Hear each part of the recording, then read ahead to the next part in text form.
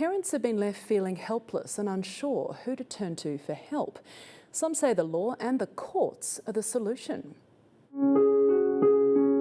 They might appear to be just a few pieces of paper, but this document, a personal protection order, carries with it all the weight of the law. I think it's an appropriate response that no one was actually charged.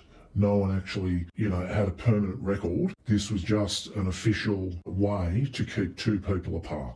This dad decided a PPO was necessary after his son was physically bullied by another student. I had some difficulty with another kid who started to target him. This was pushing and shoving in the school corridors and after school with the occasional threat of violence. He tried to take a swipe at my son, missed. Then he got pushed and asked, do you want to fight, you so-and-so? Police are aware of the incident in question and issued a caution to the perpetrator. But the victim's father wanted more protection. He says he went to the school first, which was later also involved in the court process, as were the parents of the other child, to ensure that the conditions set out in the document were practical.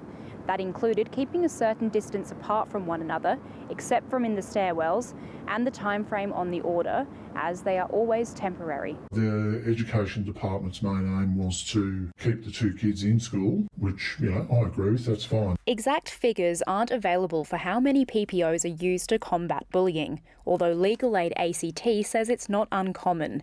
And unlike a criminal case, there's no need for guilt to be proven for one to be issued. They're obtained in circumstances where the courts satisfy that an order is necessary to prevent personal violence. But their use comes with a warning. We've got to remember that we're dealing with children, and as much as we can say that children understand right from wrong, their brains aren't developed and they sometimes do silly things that they don't really think about the consequences of their actions. Mediation offers a more communicative and less punitive approach. We need to build the skills up in our young people to resolve these things. They've got to have an ongoing relationship. They do need to return to the schoolyard. A restorative approach to an inherently adversarial problem.